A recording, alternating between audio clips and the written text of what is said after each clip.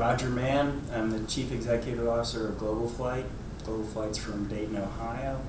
We make a technology called multimodal communications, which provides a common operating picture clarity in which the end user can see transcriptions, they can spatially separate channels, and they can make better decisions with better situational awareness without a lot less noise and stress.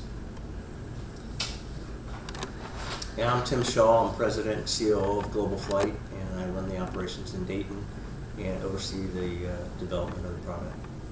It was exceptional. Had a great time. I think that one of the best things is networking with the other companies. And a comment that came out quite a few times was the quality of the companies that are here. It's good competition, and you know, if you don't win it, you know you got beat out by a good company, but there's also a lot of collaboration that's going to happen out of this. It went well. I think the method to the madness with all the one-on-ones we had yesterday really teased out, you know, what's the real value, make it clear, and the audience, you know, was very seasoned. They had some tough questions, but they were constructive. It was very nice. You know, I'm an old SWAT guy, so anytime you can get real hands-on training, and I have a son that's a firefighter, so to see this experience, ironically, I videoed the gas line fire yesterday and sent it to him. I didn't get a response to it yesterday afternoon when we got done, and he was actually doing the same training back in Ohio. So it was pretty fun. It was nice to get the hands on the equipment.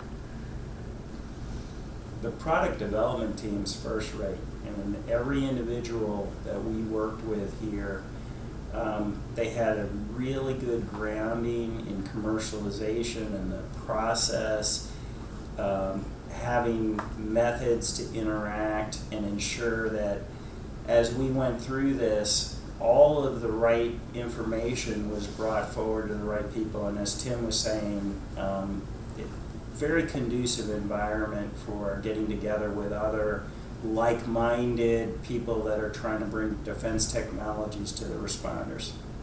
I think it was very valuable to us. We kind of had a broad presentation, and they forced us to focus it down, although in the final presentation we should have gone broader because some of the questions came up, but that's okay. But I think the input was very good, and the feedback that we got a product that people say, yeah, I like this, it would help me, that's the beneficial part. I guess my first thought, and I don't have a remedy, but today there's a lot of downtime, as everybody, you know, we were the anchor team, so yeah.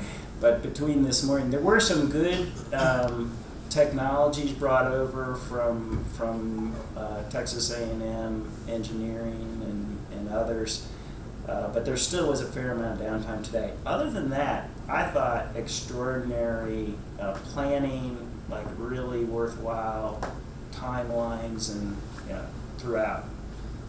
I think it's not really an issue, it's just to keep in mind, traveling in from the East Coast, we lose some time, and to get here by the time we need to, it's an early day. Okay. Maybe started a little bit earlier in the afternoon, that first day to end it a little earlier so you can get a good night's rest. But as far as the team, it wasn't a time I had a question or a concern. It wasn't addressed and handled. The quality of the food, you know, the hydration, being able to see some of the traditions at the university, the presidential library, the training facility, it's top notch. Excellent. Well, thanks a lot, guys. Really appreciate y'all coming. Thank you.